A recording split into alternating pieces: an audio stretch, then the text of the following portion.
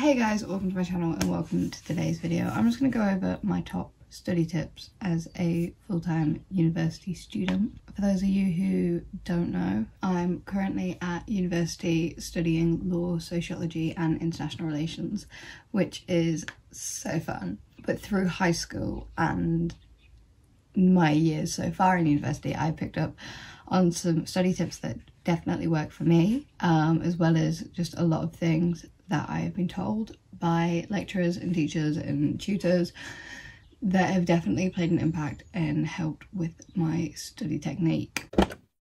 So the first one is to find a way of note-taking that works for you. If it is easiest for you to have a copy of the PowerPoints, if you can do that and like annotate the PowerPoints as you go through, do that. If it's easier for you to quickly and messily write down every single thing that is said, then do that. You don't need to, but if that's what works, you can do that. If making really pretty and aesthetic notes is what works for you, then do it. There isn't a right or a wrong way to take notes. You just got to find the way that works for you. Bless you, neighbour. And stick with it. And that can change and be different for different subjects. Because I know for me, I've got some lecturers that talk really fast and don't really use PowerPoints, so I just kind of scribble everything. Other lecturers, I have really good slides, so I find it easier to just annotate the slides. Find what works for you for that subject and just do it. So the next tip is more for like study periods and study breaks. And I'd say focus on one topic at a time.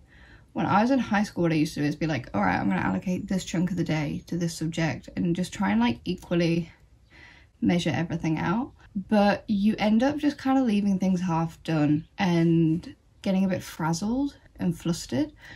So what I was told last year by a lecturer, and I tried it and it made a huge difference, is just focus on one thing at a time. So if you look at how your exams are spaced out, let's say I had an exam on this day and then I had 3 days until the next exam and then 4 days till the next one, I would just focus on working towards that first exam until the exam and then focus on the next subject. You don't need to be constantly working on everything all the way through. Little refreshers are good, don't get me wrong, but you don't need to be constantly trying to do every subject. Just focus on what's coming up next, really get that solidified, and then move on to the next one. If they're a bit more like spaced together, maybe try doing alternate days, like a day focused on this subject, a day focused on math, and then the next day English, and then the next day math, if those two exams are like really close. Another one for like studying for exams specifically is focus on what information's actually going to be most important in the exam. If you can get your hands on a marking schedule before the exam, it is going to be a lifesaver, because you know, let's say for math, and it's like an entire overview math paper, you know that the algebra portion is going to be worth 10 points, but the trigonometry is only going to be worth 2.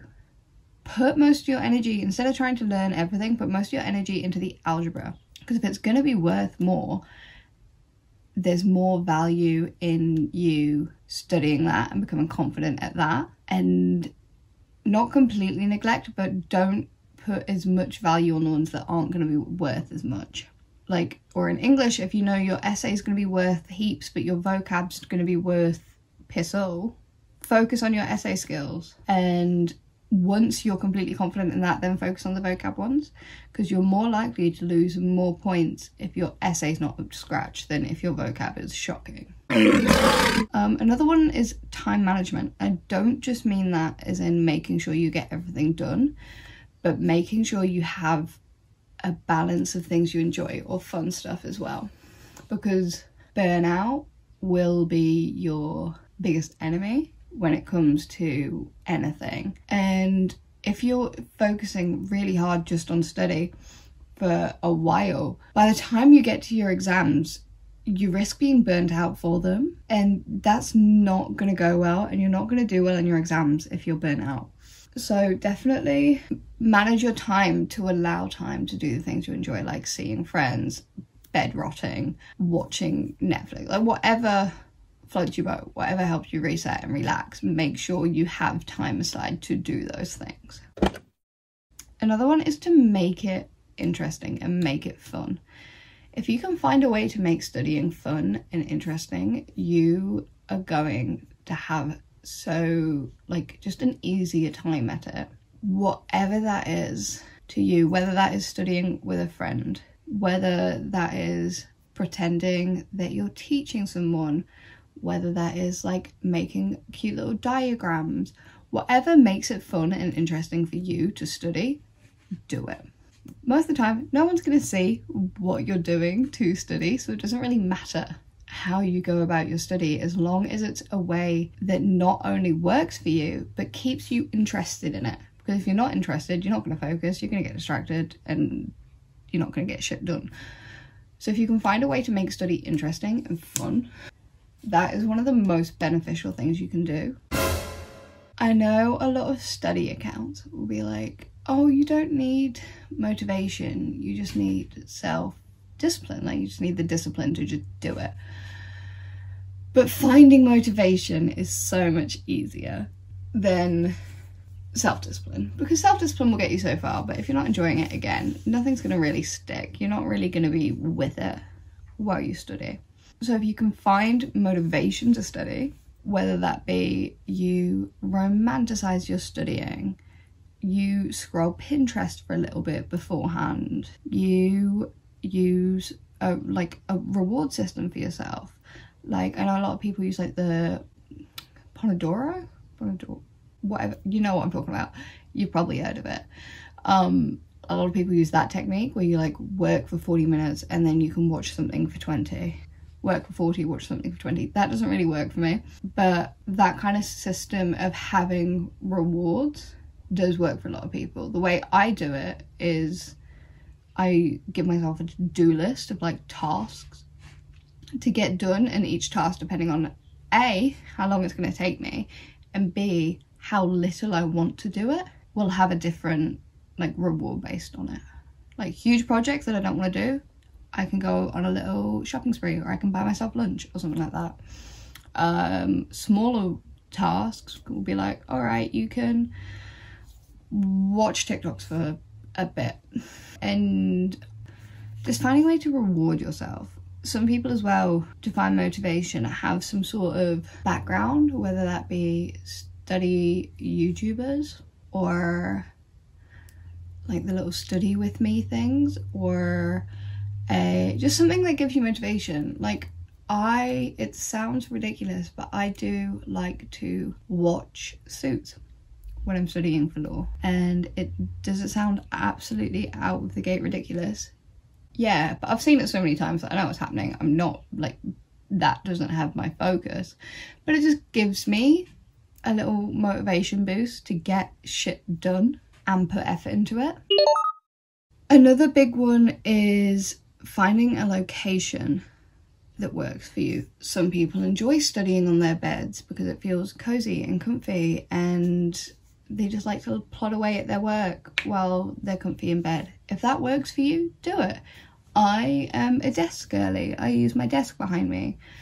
I find that that's what works for me, so that's what I do. Is it easier for you to have a complete change of scenery and go to a coffee shop, go to a library and do your work there? You can like just do it. There's another one, if that's another one where company comes in. If it's easier for you to study with somebody else, find someone else to study with. You've got to find a location that really works for you, and that be like your study location. I know some people who cannot study in their bedroom at all because like their mindset is their bedroom's for chilling out, relaxing, like having them time. So when they try to study there, they're not really with it. They want to be watching stuff, they want to be in bed, they want to be scrolling on their phone. Whereas they'll go out to like a coffee shop or the library and be like, well, this is my study area, like this is what I do here. I'm in like the space and the mindset to do that. Another one that kind of links back into reward is use the topics that you like to study as a reward for doing the ones you don't. So for me, I just don't really enjoy public law at the moment, but I really enjoy tort law. So I will be like, all right, when I do this, this and this for public law, then I can spend the rest of the day working on tort law. So find a way of rewarding yourself with more study, but in a way that it does still feel like a reward and it does still feel fulfilling and enjoyable.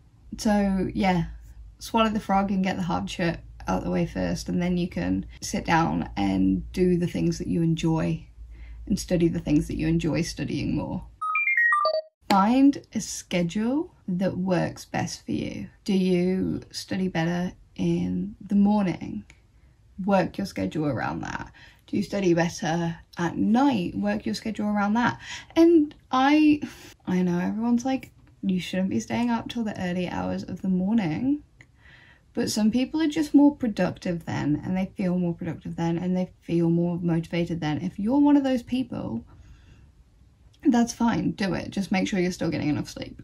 But if staying up late is when you get more done and when you're more productive and more motivated to get stuff done, use that to your advantage and kind of follow that. Another one is figuring out a schedule that works best for you, not just in when you do it, but how you organize your time.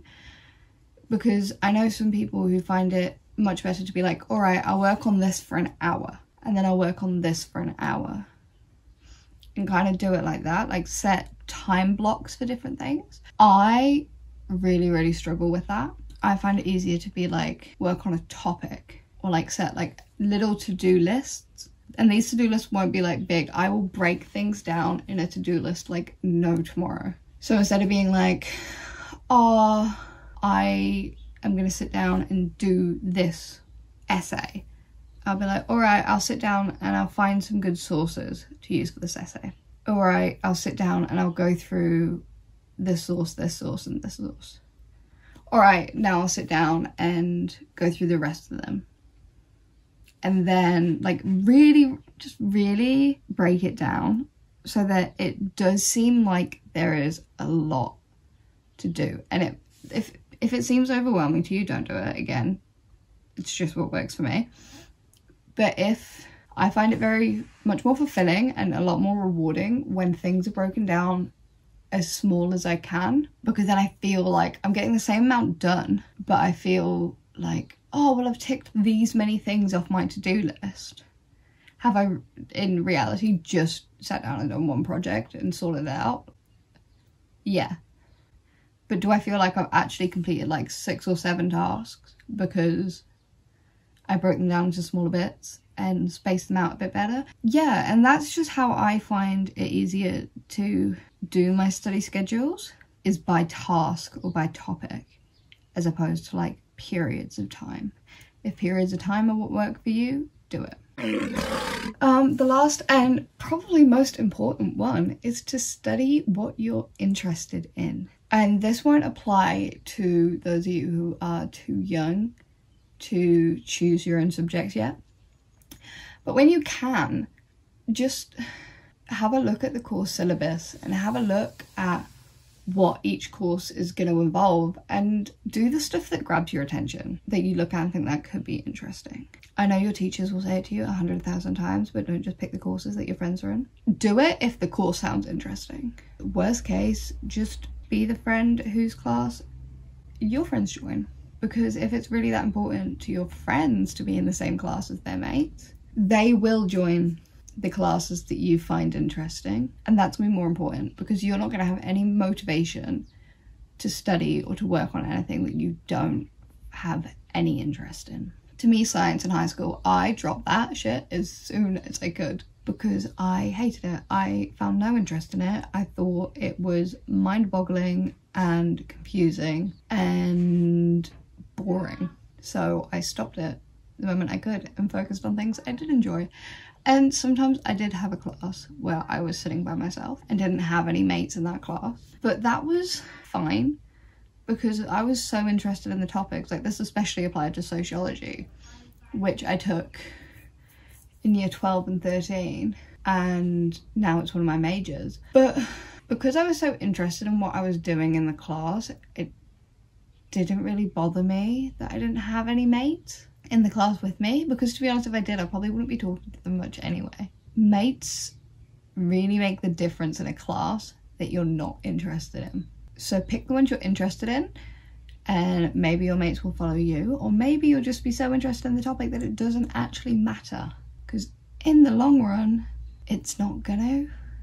And I know that sounds really, really cliche and really boring, but be all and end all is choose the topics that interest you and choose what's going to benefit you.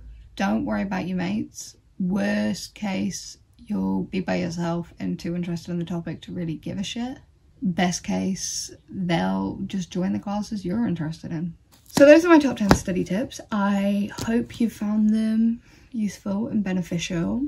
I would love to hear what was your favourite one, or which one you think is going to make the biggest difference to your study. Like and subscribe and all of that stuff if you stuck around. I really, really appreciate it. I know I am very awkward and very boring. So if you're still here, I love you. Bye.